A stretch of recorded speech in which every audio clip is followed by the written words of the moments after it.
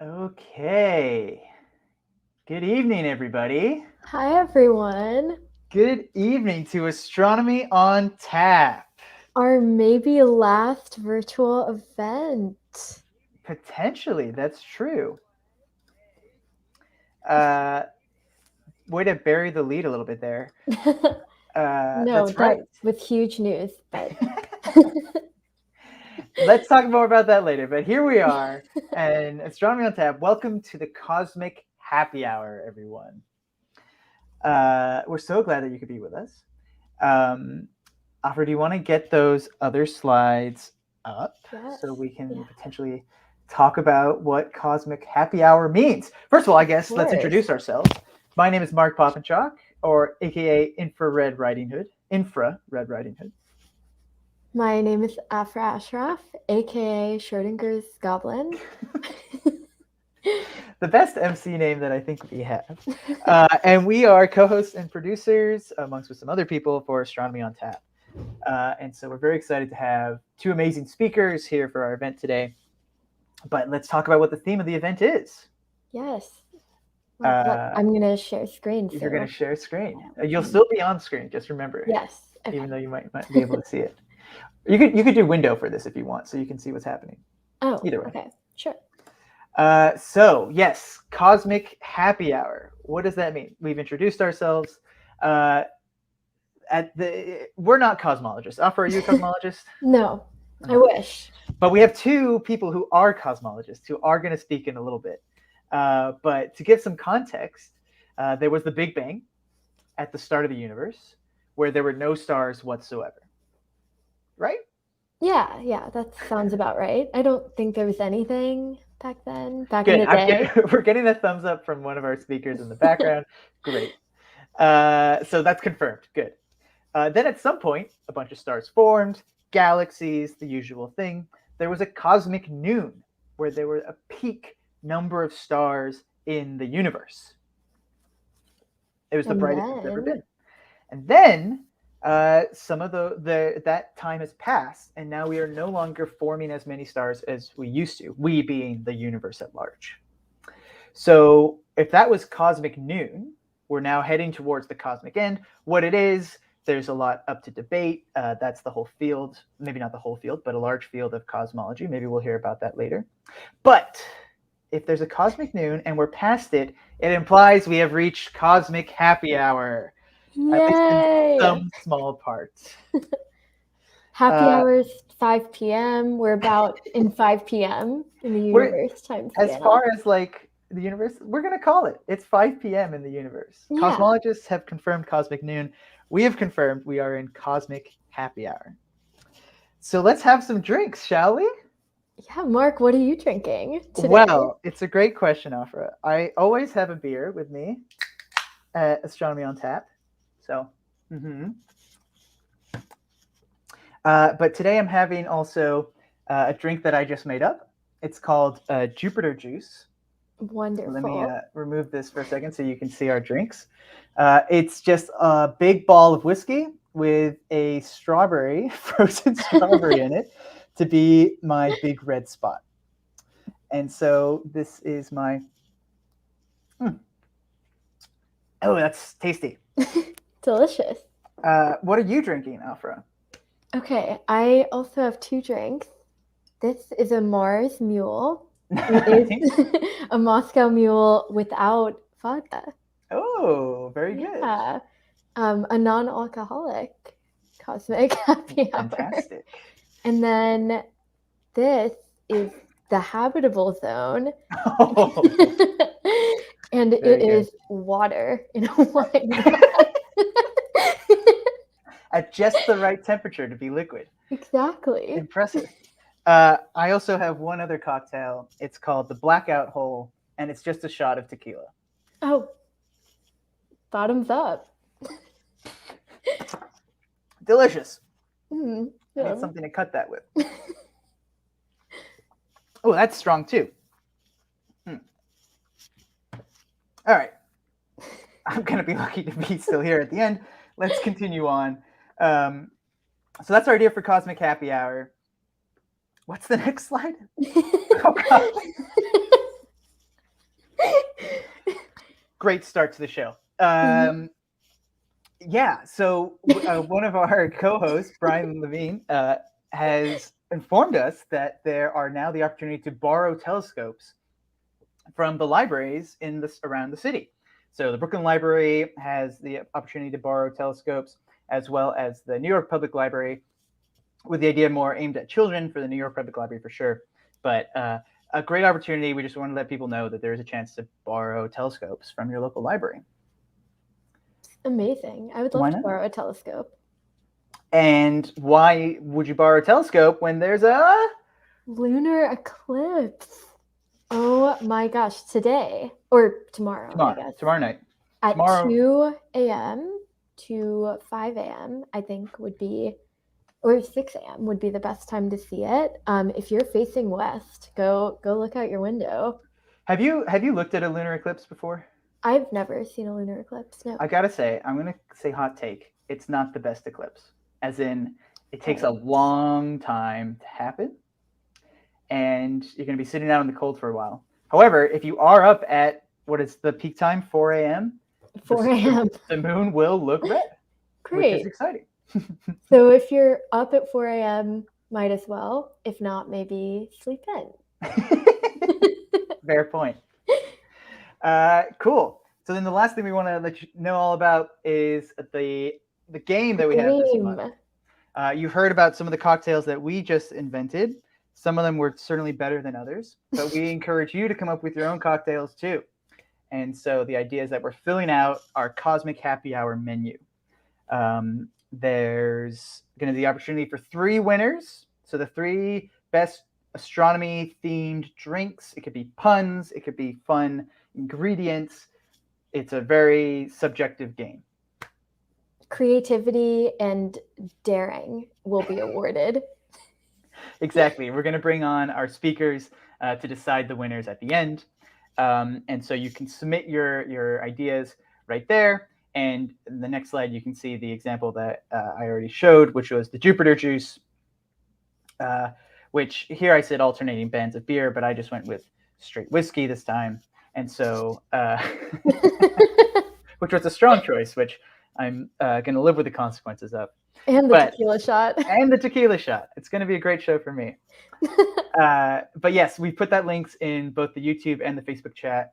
And so you can submit as many as you like, and we will bring up the finalists and let the speakers decide who the winners are. We've already got a couple of responses already.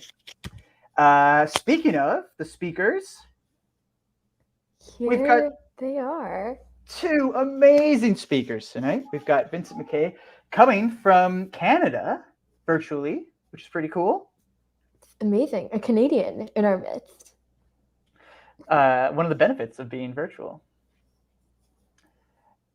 And Vincent, Mark, do you want to introduce them? No. Who was our other speaker first? Oh, and Yasmin. Of course. Who also is not in the city right now. She's based at Yale University as a PhD student. And it's great that we're virtual and can have someone from Connecticut and someone from Canada. It's true. Can you stretch for a little bit while I find Vincent's intro real quick? Yes, of course. Okay, I'm good. Great. So yes, our first speaker tonight, we're going to jump right into it, is Vincent McKay, a physics PhD candidate at the University of Toronto, born and raised in Quebec City, completed his undergrad at McGill in Montreal. Main interest is cosmology. Thank goodness, let's get a real cosmologist up here, focusing on building telescopes to measure cosmic expansion. His favorite universe is the one we live in, so he's glad it's getting bigger. Let's give a round of applause, virtual or otherwise, to Vincent. Hey, hello. Woohoo! All right. Should I? Please. Turn these slides. All right. The floor is yours. Thank you. So, Vincent, what, if anything, are you drinking? I'm drinking a beer. It's not cosmic, although I'm pretty sure it's one of the best in the universe. It's called Jelly King, and I wish I had checked before, but I think it's from a local brewery, Canadian brewery. Nice. Delicious. Very good, sour. One of my favorite. All right. So, my name is Vincent. I want to talk to you about the Hubble tension, a crisis of cosmic proportions. Let's dive into it.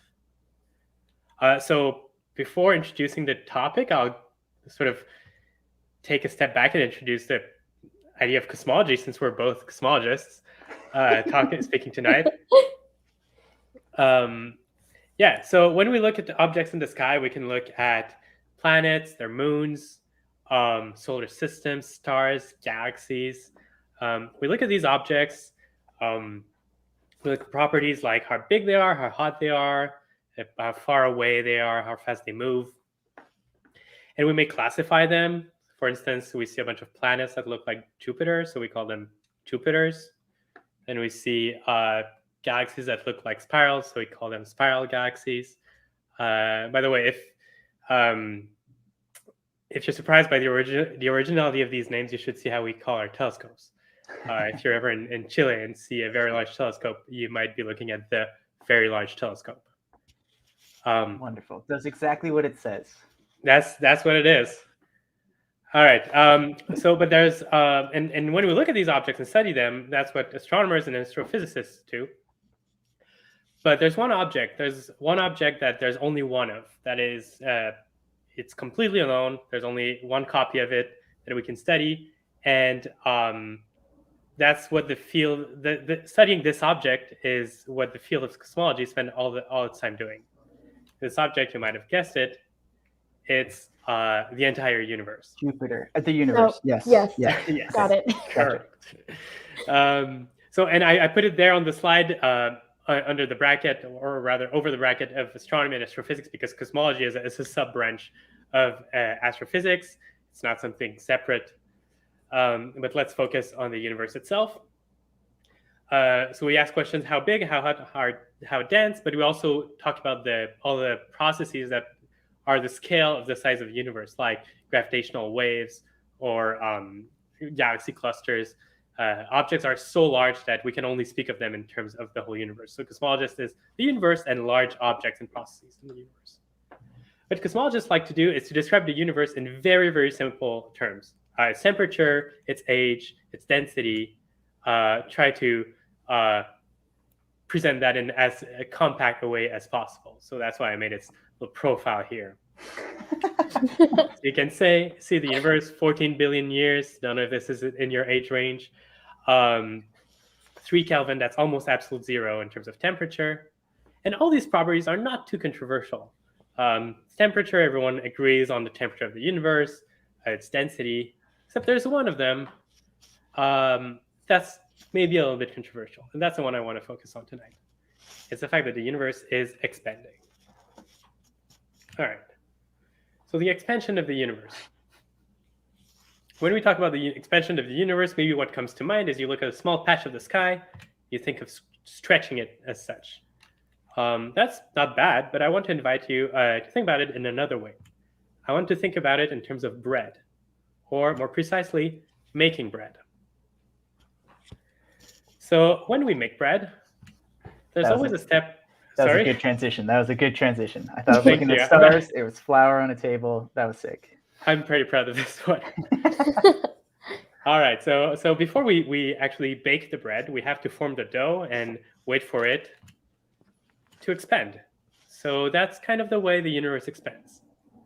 But presenting it this way raises a problem, because I myself am part of the universe and I don't feel like I'm expanding. At least my apartment certainly isn't expanding. To solve this little pickle in this analogy, I'm going to add something that not everyone likes. I'm going to put raisins in the bread. So now you have your dough, you wait for it to expand, and it does. And what happens is that you see the raisins get further apart from each other. Maybe initially there were 1 centimeter apart, then they become 2 centimeters apart. But the raisins themselves don't get bigger. So this sort of solves my problem. So if the universe is expanding, but I'm not getting bigger myself, my house is not getting bigger, then maybe we're just all part of the same raisin. Our raisin is not expanding. So if we start from that analogy, the next question that naturally comes is, all right, so in terms of the universe, what are the raisins? What are the cosmic raisins?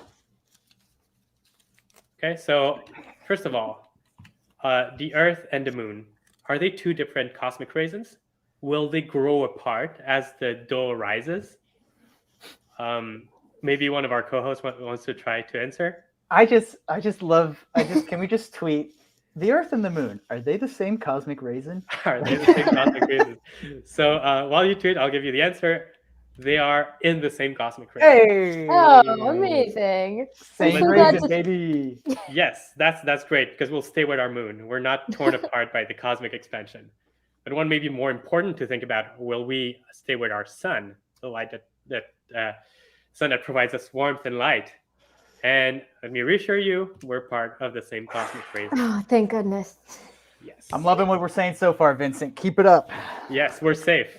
All right, next one, the Milky Way. This, by the way, we didn't send a probe to take a picture of the Milky Way. This would take way too long. This is either, I should have checked, it's either another galaxy or an artistic rendition of the Milky Way. But we're somewhere in there. Each of these little white dots, white blobs are stars, and the sun is somewhere in there. Is this made up of multiple cosmic raisins or still part of a single cosmic raisin? Alfred, what do we think? Same raisin, different raisins? I'm thinking same raisin. All right. That's where I'm at. You would be right. Same raisin. Thank goodness. Now let's zoom out to what we call a galaxy cluster, which we could describe as, let's say, a neighborhood of Milky Ways. So each of these little blobs is a galaxy containing each of them hundreds of billions of stars. And what about that? Well, I'm going to give you the answer because I feel like it's a bit unfair. Yeah, just to be clear. Oh, sorry. I'll let you finish. Well, this is our cosmic raisin. Basically, a galaxy cluster is how we define our cosmic raisin. It's the largest, we call it the largest gravitationally bound structure in the universe. And in fact, if we look at a map of clusters, so this is a map of a local universe, each little white dot is a whole galaxy. It's a whole Milky Way. And the larger clumps are clusters. Well, our cosmic raisin loaf looks like this. So if you want to imagine this loaf raising and the raisins getting further apart, anything that's inside the raisin will stay together. So we're safe in terms of if we ever find aliens in our galaxy or in galaxies in our local cluster, they'll stay with us. They're not getting further apart. I love this image. This is a good image. This analogy is paying off big time for me, let me tell you. And I just for context, the things that Afra and I study were 4 or 5 raisins ago.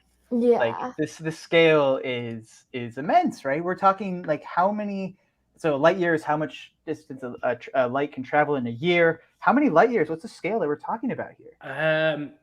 This is I have to say that I'm not exactly. I should have checked that, but just typically, we would think of millions of light years. Oh my gosh! Wow. An order of millions of light years. Enormous. So we're way out of.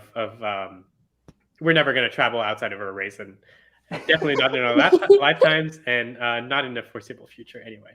And that's a good thing, I think. Yeah. Stick within our raisin. There's so much left to explore. There's so much raisin to explore. I feel so lucky to share a raisin with you all. Exactly. Right now. Exactly. Yes, I'm glad we're all in the same raisin. All right. All right. We've got all these raisins. What's next? Well, how do these raisins move about? How fast do they move from each other when the dough rises? All right. So let's say at what speed do they move apart? And now I want you to keep in mind that raisin analogy because I think it's fun and cute. But I'm going to introduce, go back to more down to earth, shall we say, objects in the universe. So let's say we have planet Earth that we know and love to the left, and then 2 galaxies. And let's imagine that all 3 of those are different raisins. Okay, so they're going to be moving further apart. So you have space between the Earth and these galaxies. So that's dough that's going to rise. And these and due to that expansion of the dough, these raisins are going to move apart. Now, these 2 raisins to the right, there's also dough between them. So the moving apart is also going to work on the other direction, meaning that the Earth and the other galaxy is going to move to the left, the one to the right is going to move to the right. But the idea is you want to compound these effects together. Everything is moving apart from each other. In other words, there's space here. So these two move apart from the observers on Earth. Now we imagine an observer on Earth. Okay, on the left, maybe this is Mark standing on the Earth. He's very tall, but he's part of the same raisin as Earth. So he doesn't see Earth moving. He just sees these galaxies move apart there. But there's also space between these two galaxies, like I just showed. So the galaxy to the right is going to move even further because it's getting further apart from the galaxy in the middle. So what it looks like is this. Moves much faster. Let me play that again and look at the difference in speed between the two galaxies. Okay, the one to the right moves way faster. Now, we want to quantify that. We want to say, all right, but give me a number. Give me a miles per hour. So what we're going to do is we're going to use a reasonable distance between two raisins. So let's say, I don't know, 30 quintillions of kilometers, which maybe that's a reasonable number. Reasonable. For sure. That's reasonable. I think in quintillions all the time. Yes, exactly. That's about just a bit more than the distance between Toronto and New York City. Let's Long give distance. Hmm. So yeah, long distance, definitely. We're gonna give that distance a name just for convenience. We're gonna call that a megaparsec. That's a unit that we use in astronomy. A megaparsec means 1,000,000 parsecs, and a parsec is about 3 light years. But yeah, so if you have a raisin that's a megaparsec away from you, how fast is this cosmic raisin moving from you? The answer is about 70 kilometers per second. And then if you have a raisin that's twice the distance, 2 megaparsecs, it's going to be moving twice the speed away from you. So 140 kilometers per second. So this relation here, we describe it as 70 kilometers per second per megaparsec. This is a bit confusing as a unit, kilometer per second per megaparsec, but all it says is if you have a raisin that's far away from you, it's going to move away from you. If it's even further away from you, it's going to move away faster. Okay? This quantity, we call it H naught, or the Hubble constant. And that's the quantity that's subject to a lot of controversy because it's not correct. What? All right? We've got some controversy going on? There's a Oh my big gosh. controversy. Yeah, This is classic happy hour talk. You know, we got to have a little drama while we're having our drinks. So scandalous. Tell us more. So there's actually a conflict in the world of cosmology where I wanted to come back down to Earth a little bit, where if you use the cosmic microwave background, which is a type of radiation that we know and love and trust that permeates all of space, and if we use super modern telescopes such as the Planck telescope, which is this telescope in space, and all our knowledge of the theory of the universe, we get the quantity 67 kilometers per second per megaparsec. Pretty close to the 70 I just presented to you. And like I said, this is very reliable if we trust the theoretical model, if we use the Planck telescope. But then another group of cosmologists came and said, no, we measured 73 kilometers per second per megaparsec, and we didn't use your fancy theory. All we did was we measured stars that are in a different raisin, but not too far away from us, and we just measured out how fast they were moving. They get a completely different quantity. This is a direct measurement. We just looked at the stars that are close enough to us. Galaxies that are close enough, we measured it. So I don't know if you've noticed, but these numbers are different. And what scientists might say is, well, okay, Vincent, this is experimental science. You always have error bars. You always have uncertainty on these numbers. This is probably 67 plus or minus 10 and 73 plus or minus 8, right? So like they're both a little wrong. Yes, exactly. So I made this meme to explain the situation, right? So what you're thinking is the error bars of these two quantities must overlap, right? Of course, they have to. But in fact, what we see here is that they used to overlap, but the more precise our measurements get, the less they overlap, such that nowadays the measurements actually disagree by a huge amount. The more we know these quantities, the less they agree. And they're supposed to represent the exact same quantity. So reading this plot, we've got like older observations on the left and newer ones on the right. Like, so at one point, everybody was happy. Right? Exactly. When we started, we're like, this is great. We have two ways of measuring the same thing. They agree. So in blue, you have the ones that we measured with the stars that are close to us. In red are the ones that we use the cosmic microwave background, which is more theory-heavy kind of measurement. Mm-hmm. Both of them agreed that were valid. And then sometime in around 2014, the 2013, the Planck telescope published data, which Planck telescope is a super modern, very high-tech telescope and in space. And suddenly everything went awry.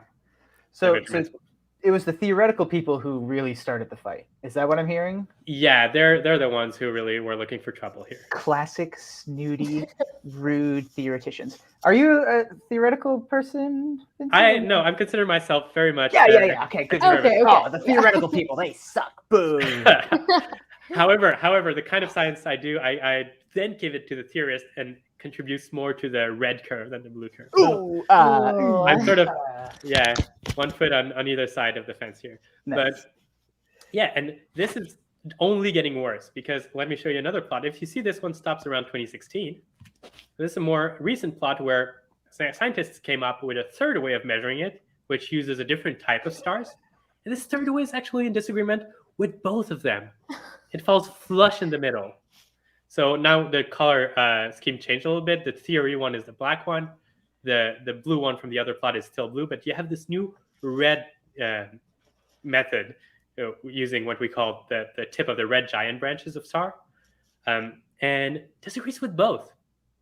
You couldn't find a stock footage of 3 elks combining their horns? I looked for it. I couldn't find it, at least not in the PowerPoint stock pictures. But I'm sure it exists somewhere. So it's only getting worse. And I present that as it's a big problem, but in the next slide, I'll show you how it is actually really great for us. Because this is the archive. The archive is an internet database of pretty much all the papers published in the field of physics, astrophysics, and some fields adjacent to it. Well, in the last year, if I just look up the phrase Hubble tension, we get 138 results. That's more than 2 per week. And that's a lower estimate because some people publish papers about that without using the phrase Hubble tension. So that's really a gold mine for us physicists who are trying to publish. But this also means that we don't know what's going on. We absolutely don't know what's going on. And everybody's saying that, right? Everybody's saying that. And that's it. That's what I had for you. That's the crisis of cosmic proportions. What? Yeah. With the mystery. You presented us with a problem and you haven't solved it? I haven't given you a solution. Although if you speak to a theorist, what they'll tell you is that there is no problem and that the experimentalists are wrong. And if you speak to an experimentalist, they will tell you there's no problem, the theorists are wrong. And as someone who stands on the fence, I have to drive home the point that there is a problem and everyone is wrong. I feel like I just witnessed a bar fight and then the manager of the bar said, "Oh, just leave them be." Yes, exactly. I'm not here to offer solutions. I'm here to motivate people to get into physics and try to help us solve this problem. Nice. Good. So this is the opportunity for folks who are watching to please jump into the chat with any questions that you might have. I'm sure Vincent, although hasn't offered us a solution to the larger problem, might be able to give some insight to some of your questions. We have one from our co-host, which I definitely feel like is a bit of a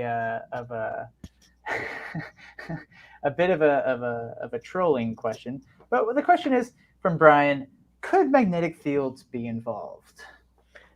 I have to say, I don't know about that. Cosmic magnetism is something very mysterious that we really don't understand yet.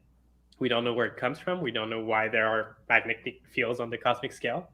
But I can announce that, without answering your question directly, but I can announce that I'm currently working on a telescope, Canadian telescope, that aims to measure the expansion of the universe, to find yet another method, a fourth method to measure it. And this telescope is made in collaboration with people who are really interested in cosmic magnetism and will be able to measure cosmic magnetism. So if the solution is in magnetic fields, our telescope should be able to probe that. But I don't have a better answer than that. Nice. That's exciting, though. Soon Yeah. there will be somewhat of an answer. Can you talk a little bit about what you're doing with the construction of this telescope? Yeah, so it's what we call a radio array. So it's basically multiple telescopes are all plugged in together. We will have it's called CHORD for the Canadian Hydrogen Observatory and Radio Transient Detector, but CHORD is the name we go with. It's the successor to another Canadian telescope called CHIME, which you may have heard about because it won a huge prize this week for its detection of something else. But basically, CHORD, yeah, it's going to be an array of a bunch of small 6-meter dishes. 6 meters is what, like 20 feet diameter dishes in British Columbia, in the desert of British Columbia in Canada, all close packed together. And what their CHORD is trying to do is to measure the size of the cosmic raisins over time. Basically, the where they're dispersed. Basically, that's what it does. So if I tell you about the two methods that I presented, the one using the cosmic microwave background, what it does is it looks at very far in the universe, basically at the remnant lights from the Big Bang, and it uses that to sort of combine with a theory to come up with a value for the cosmic expansion. And the other method uses light that is very close to us, so stars that are in the nearest raisins. And the telescope that I'm building, CHORD, is trying to see in between those two extremes. One of them is looking really far, then is looking between, very close, and we're going to be looking in between, trying to fill the sort of void in between. So that's its goal. But at the same time, we have other goals such as mapping cosmic magnetism. More seriously, sorry, I'm also seeing the chat probably at the same time as you. Yes, please. Yeah. I'll add it right here. Yeah, Brian asked, how far off are these measurements? Like, what is the consequence of not knowing? Yeah, so they're pretty far. They're multiple sigmas, like the size of the error bars. I don't exactly know, don't remember the number of error bars, but like more than 3 or 4 in terms of one measurement overlapping to the next. Yeah, can you show us the plot again, perhaps? Yes. Where they disagree? Yeah, let me... oops, no, one second. Okay, if you want to put my screen on again. Yes. I don't know if you shared it yet. Oh, no, I unshared it. Okay, 1 second. And we use the Hubble constant to calculate the age of the universe, right? Also, yes, exactly. Yes. So when we present the age of the universe, typically we sort of pick one of them, but they're pretty close. All right. So the most recent plot I could find was this one. So basically, if you take the blue bars, which is the one with the largest error bars, and you like add them up, 1, 2, 3, 4, like it takes about 5 of them to reach the other measurements. And like typically past 3 error bars, the chances that it's just random statistical fluctuation is below 1%. It's really unlikely. So if the measurement in black is incorrect, if the one that's based in theory is incorrect, what it means is that our understanding of the universe, our theory of the universe, is fundamentally wrong. So the model of the universe that we use, lambda CDM that we call it for a cosmological constant plus cold dark matter, name doesn't really matter, but that's how we explain how our universe came to be, came to evolve. It means this is all wrong. We need to rethink it, which would be a big deal. So we like to think that it's not wrong. But the other method is basically just looking at stars that are nearby. That's pretty easy to do. We've been doing that for decades. We look at stars that are nearby, we look at their colors, their brightness. We sort of have a rule as to their colors can tell us how fast they're moving, their brightness can tell us how far away they are. And then we get the scale, the distance versus the speed they're moving. This is something super easy to do versus the other method that's very well tested in terms of our theory. So either method, if they're wrong, it means that we're wrong on a pretty major point. Either we don't understand our telescopes or we don't understand the universe like we thought we did. And for the new method, sorry, the third method, the middle one, it's kind of like a similar method as the one that yielded the 73 kilometers per second method. It just uses a different type of star. Instead of using Cepheids, it uses tip of the red giant branch, but it's similar methods. in terms of like using stars that are nearby, using telescopes that we know and understand. So that's if either of them is wrong, it's a big deal.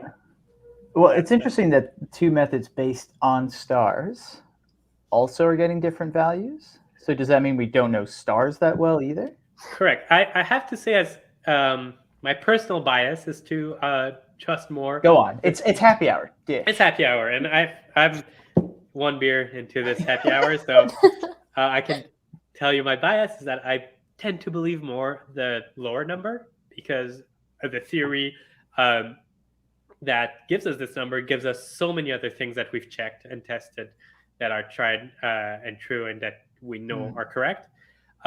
It's also a very elegant theory that we can sort of play around with. We can try to turn the knob. What if the universe was a bit older, younger, and we understand it very well, and it gives us so many other results that work well.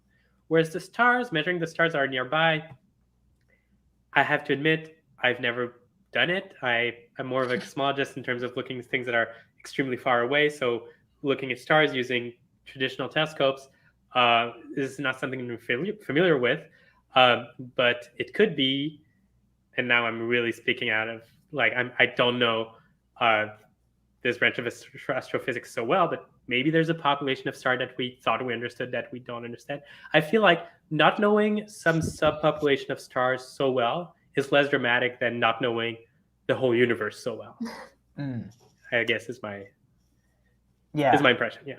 Well, Offer and I are star people, so that's enough of Vincent for today, everybody. We're gonna have to kick him out of the chat. Right. Honestly, Vincent, thank you so much. No, that was a great talk. So we do have to keep moving, though. Thank you. That was great. That was amazing. That was really, really fun. Please clap for Vincent in the chat. Please give some appreciation. We really do appreciate it. And honestly, you reached out to me for our last event last month, and I missed your email entirely. So I really appreciate you being able to fill in for this month as well. So absolutely no problem. If anyone has further questions, find me online. Just Google my name and send me any question you have. Great. And there are 2 papers every week on the Hubble tension. So every week. Get reading. The archive. Yep. And Vincent, we're going to bring you back on to help us judge the contest winners at the end. So don't go too far. Thank you so much. See you later. Okay, Offer, let's take a quick little break, perhaps. Yeah, let's take about like a 5 minutes. Let's plug break. again one more time. We haven't had too many more responses for the game, so please go ahead and if you have an idea for an astronomy pun, for some kind of drink, something for our cosmic happy hour, please go ahead and throw that into the link that we're going to put up. If we put up the initial PowerPoint for the loop, we'll do that. We'll take a quick 4 or 5 minute break, and then we'll come back for our second speaker. And to sweeten the deal of the happy hour prize, I forgot.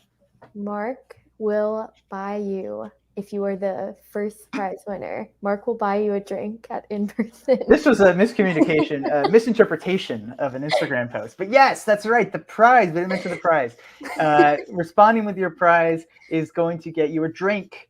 If you live in New York City, we will give it to you at the next in-person event that you attend. If you live outside of New York City, I will mail you a drink of some kind. It won't be a cocktail that you described, but it'll be some kind of drink. So please fill out the form if you wish to have a chance to win. It's fun. We'll send some stickers or some pins and stuff in there as well. Great. So we're going to put that on. Offer, when you have it ready, let me know. Got it. Great. So we'll take a quick little break, and then we'll come back in for our second speaker.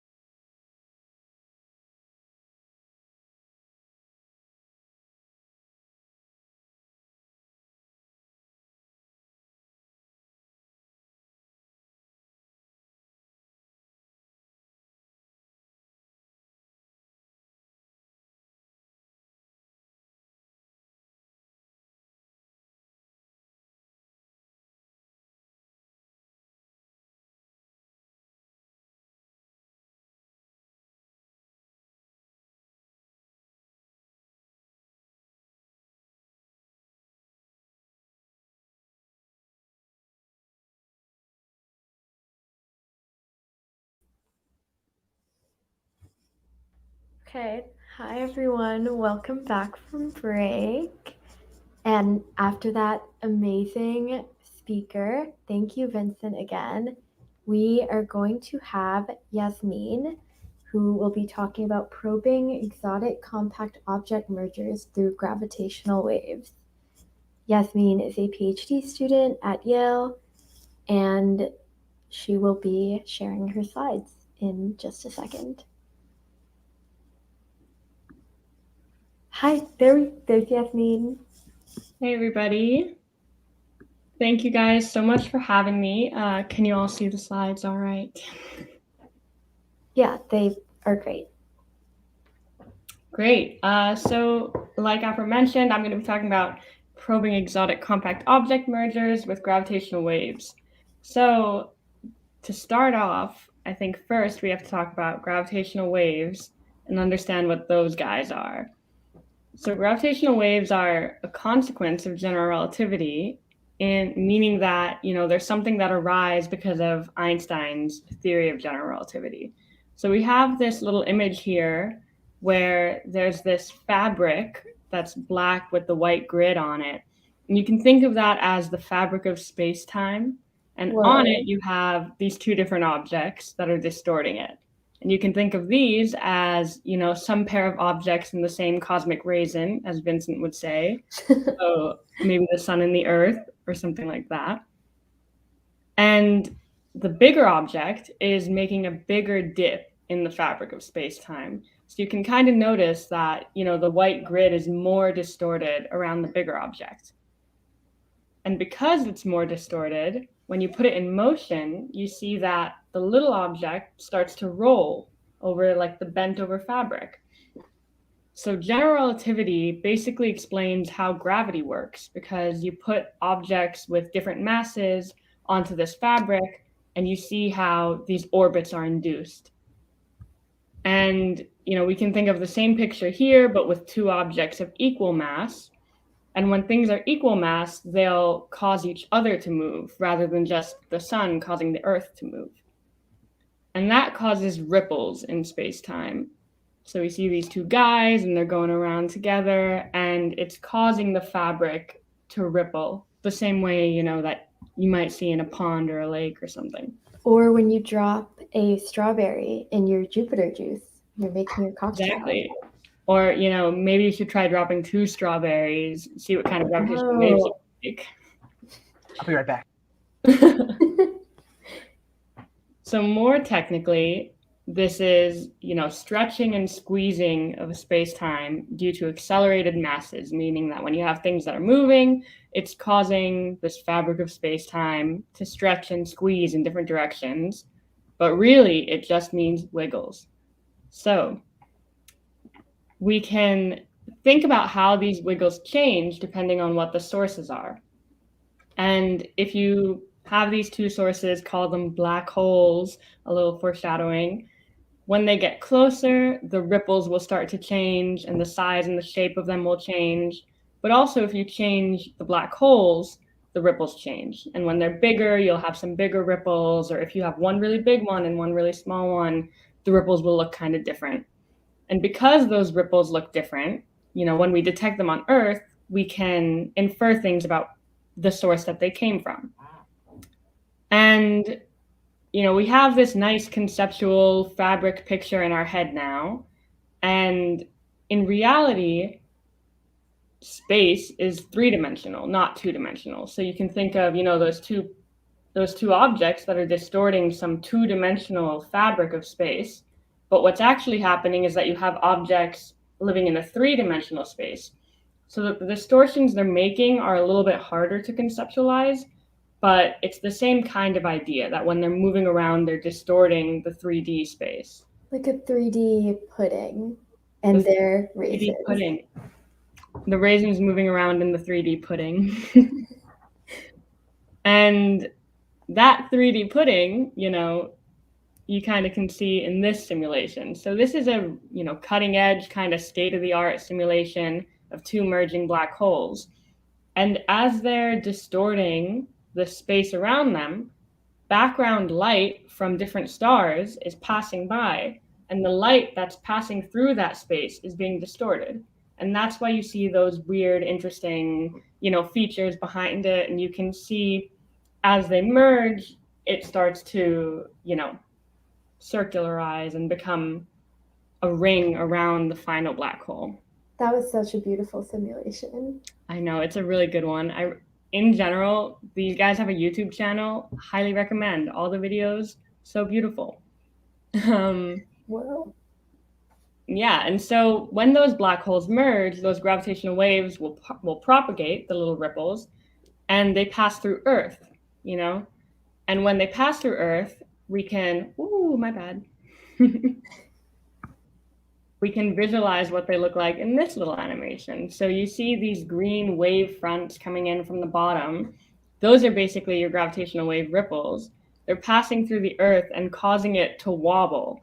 And you see how the Earth is like wobbling in this super weird way. So we can play it again. It looks like Jell-O, like a Jell-O shot. It is a Jell-O shot, Earth Jell-O shot. Someone could make a good drink pun out of that somehow. That would be amazing. So you can imagine, since the whole Earth is wobbling, everything on Earth is wobbling, including you and including your Jupiter juice, it's all wobbling. And if you had some way of measuring this wobble, you could detect the gravitational waves. But you'll notice, the eagle-eyed viewers, that in the corner here, we have a scale of effect vastly exaggerated comment. So in reality, the size of that gravitational wave signal is very tiny. And I'm going to walk you through how we can conceptualize that. So we start off with 10 to the negative 4 meters, which is approximately the width of human hair. This is your chance to yank out some of your hair and inspect it. Whatever that width is about 10 to the minus 4 meters. If we divide that by 1,000, so take that human hair and think about something that is 1/1000th the width of it, that's the limit of an optical microscope. So if you've ever used a microscope, like in your high school class or something, you're looking at things that are 10 to the negative 7 meters. Divide that by another factor of 1,000, you get down to the size of a water molecule, like the water in Afra's habitable zone drink. Now, if you divide that by a factor of 10, you get to the limit of an electron microscope. If anyone's familiar with those, I don't know if we have any lab people here. Divide that by 4 more factors of 10. That's the size of a proton, pretty small, but we're not at the gravitational wave signal yet. You got to divide that by another factor of 1,000, and that's the size of the gravitational wave signal. So I don't know what kind of rulers you all have. Maybe this little guy has a chance of measuring that. I certainly do not. And, 10 to the negative 18 meters, which is 14 factors of 10 smaller than the width of your hair, is a pretty tricky thing to measure. I just have to jump in. Vincent gave us quintillion miles or kilometers or something. You've gone the inverse of that to a quintillionth of a meter for this gravitational wave signal. Yeah, it's cosmology, I guess, spanning absolute whack scales tonight. So, how do we have any hope of measuring something so incredibly tiny? Well, someone way back when being like maybe 50 years ago, had the bright idea to use light as a ruler. And the way that works is called an interferometer. So the basic idea of an interferometer is, okay, what's something that if you change it by a length of 10 to the minus 18 meters, you'll be able to notice some actual change or measure some actual change. And they thought about constructive and destructive interference of light. So if this is an absolutely wacky phenomenon, I thought for so long about how to best explain this in terms of an easier concept, and I truly failed. So if the hosts have any, good analogies, please jump in. But the basic idea here is that if you have a beam of light and you overlap it with another beam of light, those two beams of light can either be in phase or out of phase. And if they're in phase, they add up to make ultra strong beam of light. And if they're out of phase, they lead each other and they make no light. And the way that LIGO does this is by setting up some laser. It goes to, if you can see my cursor, the middle thing right here, that basically splits the laser up into two in-phase sections. So one goes up, one goes to the side. They bounce through a bunch of other mirrors and whatever random stuff happens. They come back to this center thing, and then they reconnect and go down to where it says PD. And PD stands for photodiode. So you have these two lasers, you set up your machine, and then you wait. And whenever a gravitational wave passes through, the light will either start to constructively or destructively interfere, and you'll have some, in your photodiode, you'll measure the light getting brighter and dimmer. And you can, record and quantify how much brighter and dimmer it gets, and the amount by which it's changing tells you the change in distance between the top arm and the side arm. Now, as a reminder, when the gravitational wave passes through Earth, it's causing stretching and squeezing in opposite directions. So if this little circle of black dots was like the Earth, that's how the Earth would be stretched and squeezed as a gravitational wave is passing through in and out of the screen. And in that direction, the arms are going to change in length in this way. So if anybody has any questions about this interferometer setup, let me know at the end, but I hope it was somewhat clear.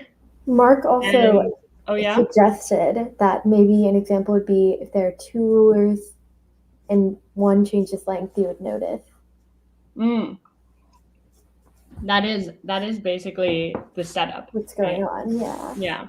And now it's quiz time. Who is this man? Quiz time for the hosts and for the guests. Gravitational waves were first detected in 2015.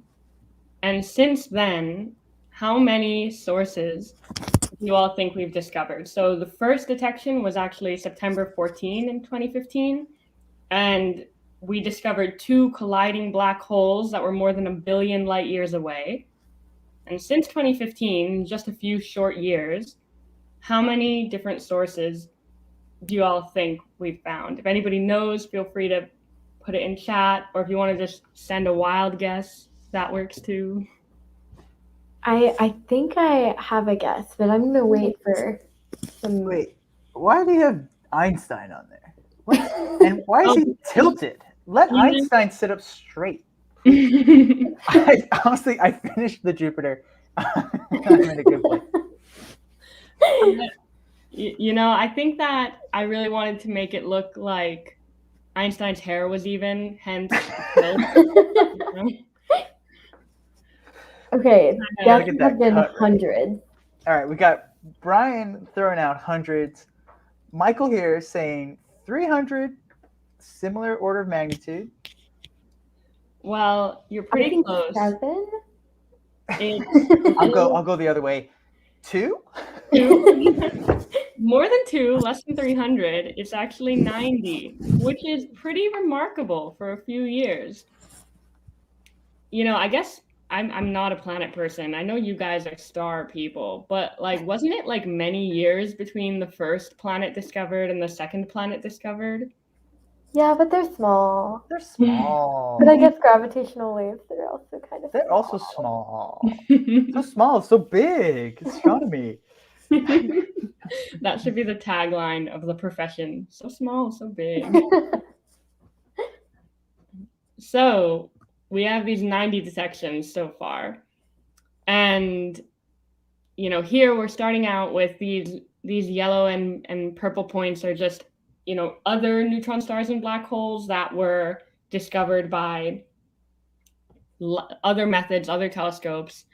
And in the first LIGO observing run, they detected these 3 different black hole candidates. And then I put O1 on the side here, which stands for first observing run. And that was in 2015. And then the second observing run happened in 2017, and they discovered a handful more. And then in the third observing run, which ran for 1 year between 2019 and 2020, they split up the discoveries into 2 halves. So in 6 months, they discovered that many more. And then the following 6 months, they discovered that many. So now this is, the image of every single black hole binary that LIGO has discovered so far. And, between O3A and O3B, they just found so many more that they had to restructure the whole image. The whole style changed. And this looks like a really fancy chandelier. Yeah, I thought it looked a little bit like a cool eagle. Yeah. Maybe. Totally see that. But yeah, this is where we're at with the catalog of gravitational wave events that have been discovered. And you might notice I mentioned neutron stars in there. Actually, all these blue events are black hole binaries. And then these few orange points at the bottom are neutron star mergers that LIGO has also discovered. But outside of neutron stars and black holes, LIGO has not detected any other sources. And that brings us to exotic compact objects. So ECOs are another type of potential source that LIGO could detect. And it's basically an umbrella term for any object with a really high density. So black holes have some super high densities, and neutron stars also have very high density, but not nearly as much as black holes. And in theory, you can have some other objects that could have super high densities. And these densities are really important because an object that is not this dense would not be powerful enough to create gravitational waves that we can detect. So that's why we're really thinking about super dense objects. And ECOs also have some additional phenomena. So that could mean some quantum effects beyond the standard model or beyond general relativity. So ECOs are sometimes, used to probe non-GR features. So something basically beyond what Einstein was able to conceive of, or just having alternative compositions. One example of an ECO is something called a boson star. And boson stars are a really promising candidate for what's called a black hole mimicker.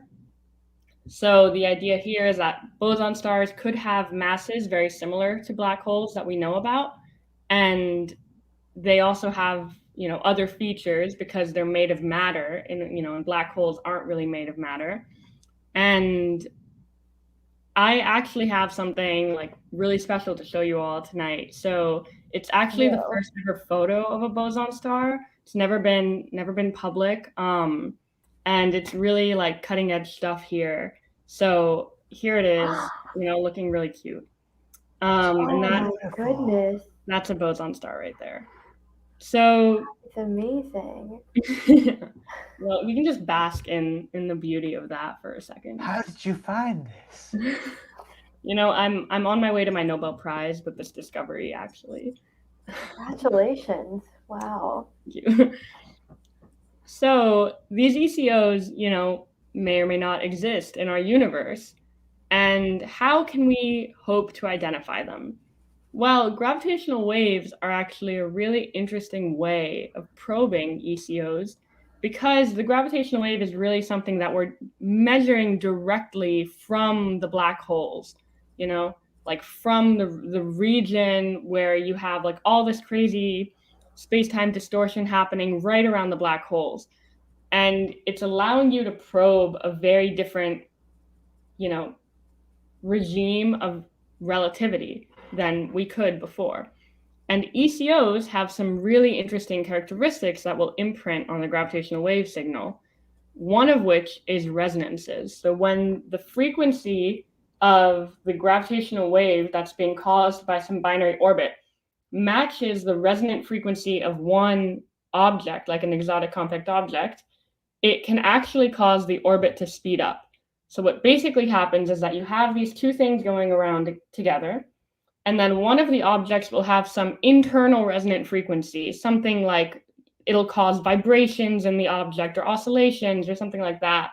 And when the orbital frequency matches the internal resonant frequency, it will snatch energy right out of the orbit, start vibrating and doing its own thing, and cause the orbit to speed up to compensate for that energy loss. And that's a signal that we can see in a gravitational wave. So in this image, we have some, simulated binary black hole merger happening, and that's in blue, in the blue solid line. And then in the orange dashed line, we have a simulated binary exotic compact object system. And if they start at the same masses, the same spin, the same everything, the only thing that's different is the composition of the objects. The ECO binary merges faster than the black hole binary because it's lost energy to these internal resonances and oscillations and vibrations. And the amount by which these signals differ is something that could be detectable. So these ECO resonances will, differ from black hole signals when we detect those gravitational waves. And in fact, there's one specific boson star model, which is called the massive boson star, that can have a really large shift, a detectable shift, because some types of ECOs might vary very, very slightly from black holes. And so it'll be very hard to detect. But there is some, theoretical motivation for objects that can have really large shifts.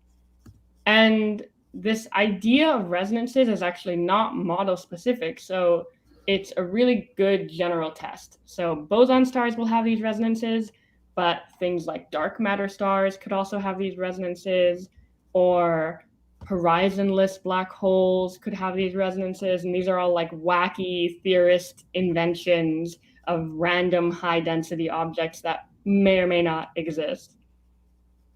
So the real question is, have we detected any ECOs yet? And the short answer is pretty definitively no. So here's a plot that basically shows that we have some random detected sources, which are shown here by these vertical dashed lines. And the long story short of this plot is anything to the left of the black dashed line is definitively not an ECO, and anything to the right of it is potentially an ECO. You'll notice nothing to the right. Oh no. It's a definitive no. That's it, definitive no. But can we detect ECOs? Well, we can think about simulating some ECO populations, and these three different panels are basically saying different detector sensitivity. And the amount by which the red populations of simulated ECOs extend to the right of that dashed line is basically how good we are at finding ECOs.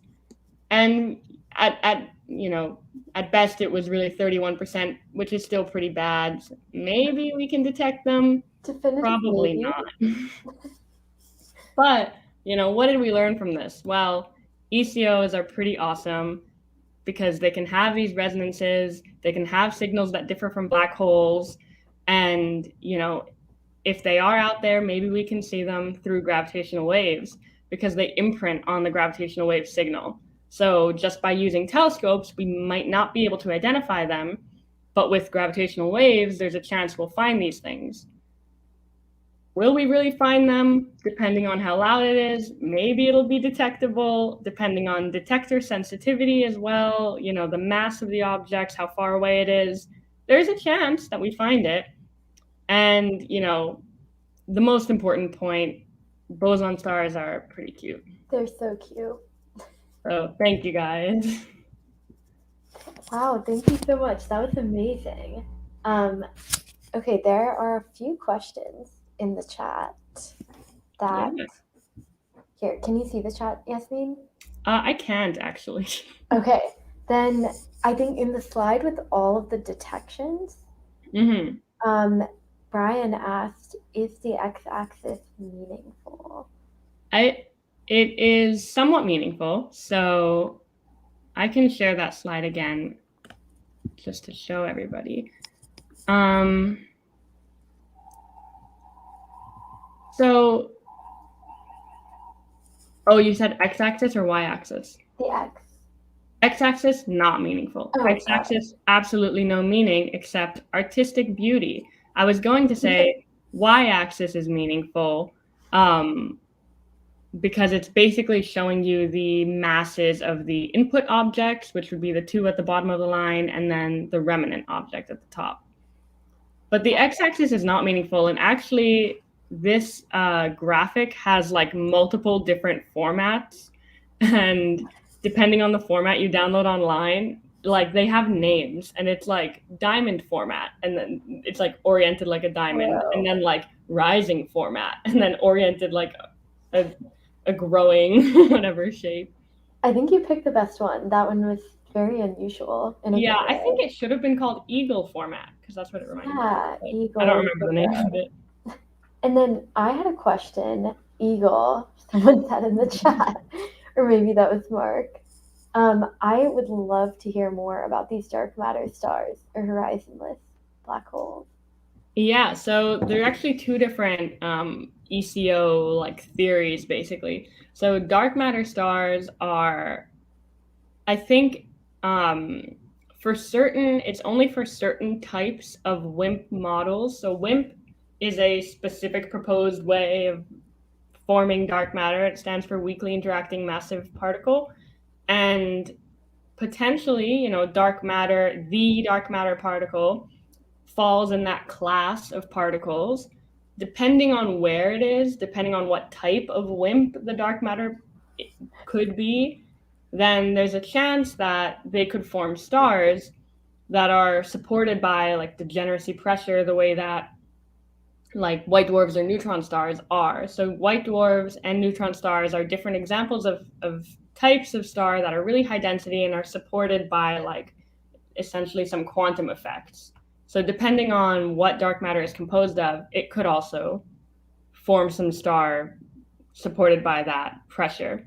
And one thing I just want to clarify about dark matter stars and about boson stars and about many ECO models is that they're theoretically possible in the sense that people can write down equations that describe how they exist, and maybe they could be stable, but there is like no astrophysical formation channel that's known for them. So we basically have no clue if those things could ever form, but if by magic they did form, maybe they could exist in some stable format.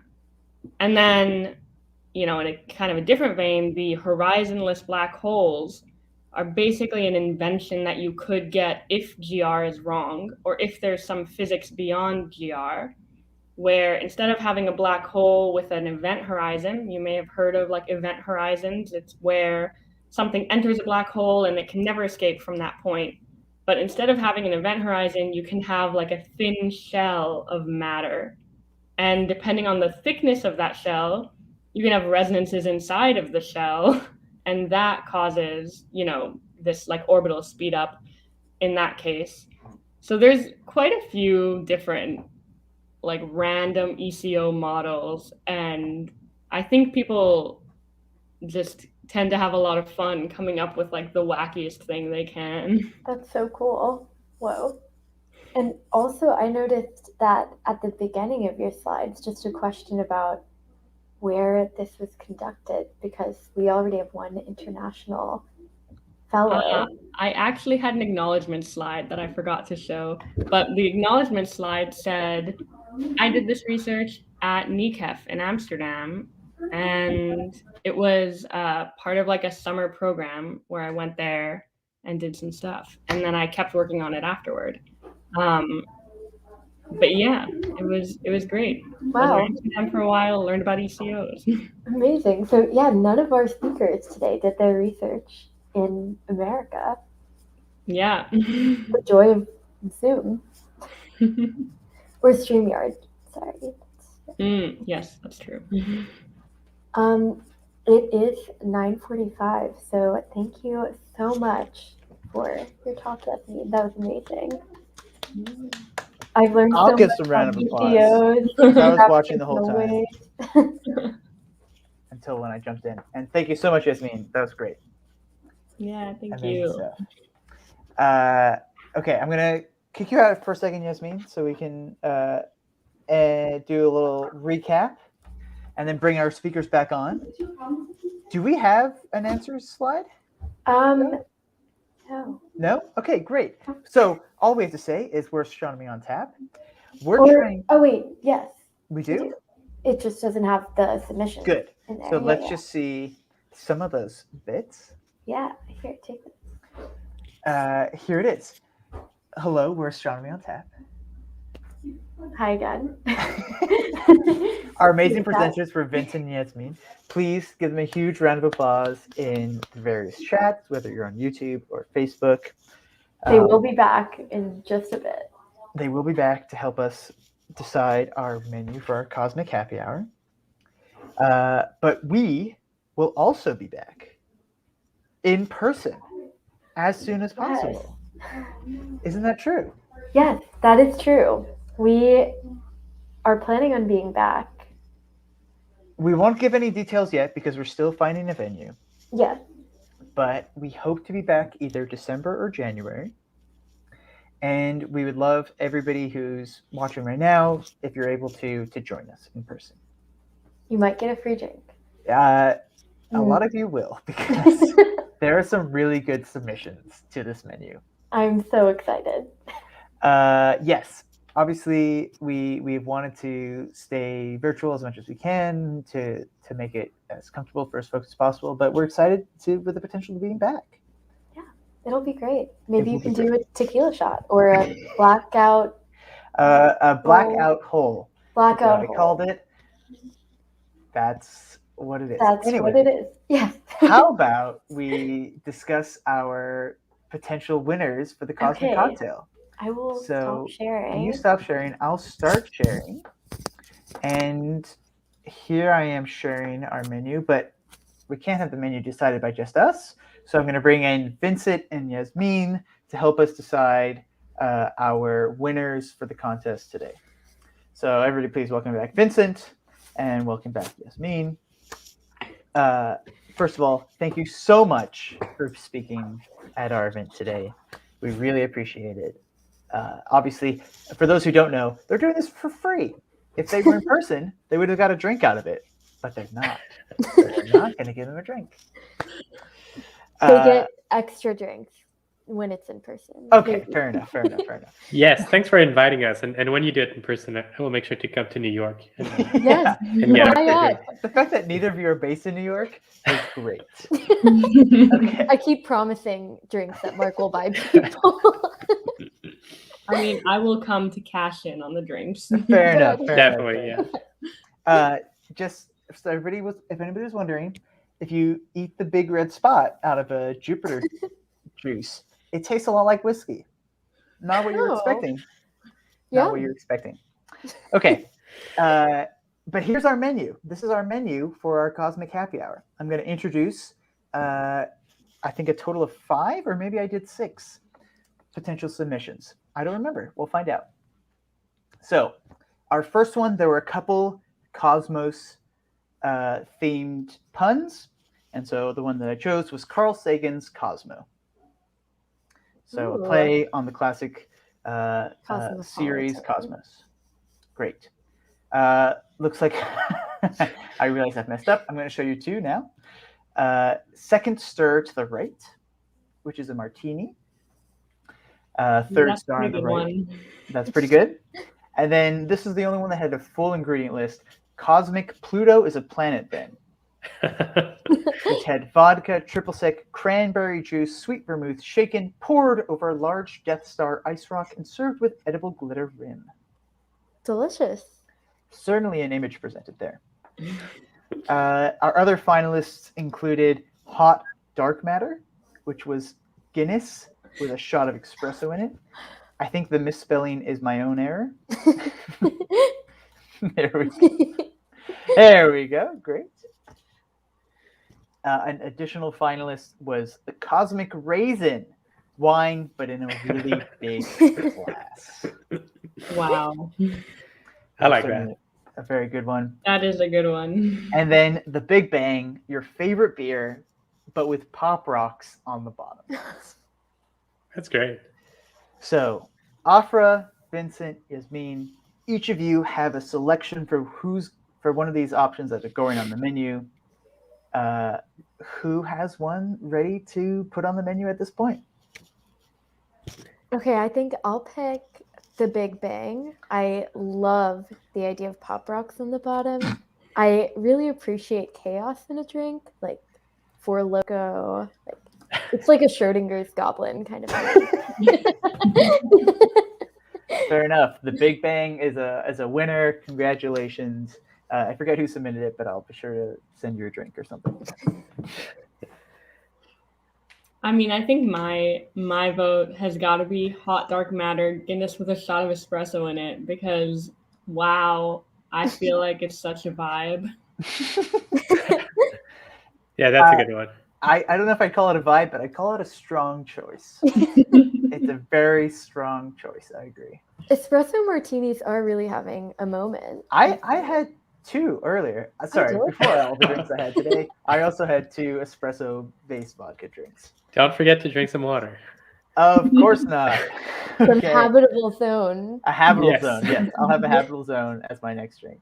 I mean, they're all great, right? The ones that are remaining. I have to say the Cosmic Raisin is really great because it's a callback. I think I'm gonna have to go for that one, but I think so too. shout I out think for the so. second stir to the right was my second favorite. Oh, very, very good. That'll be our runner-up. If the chance that 2 people or 1 person submitted 2 of these, the second stir to the right will get the follow-up vote. So great, we've got our winners: the Big Bang, favorite beer with pop rocks on the bottom, hot dark matter Guinness with a shot of espresso, and Cosmic Raisin wine, but in a really big glass. Great. That is it. We've made it to the end of our Cosmic Happy Hour. All we have left to do is thank our speakers one more time. Afra and I will give you a big round of applause. If you're still watching at this point, please throw some love in the comments, throw some love in the chat. We really appreciate you all coming out. And thank you to the hosts. Yes, thank you to the host. Thank you so much for having us. You both were so good. Thank you so much. That's so kind of you. Thank you.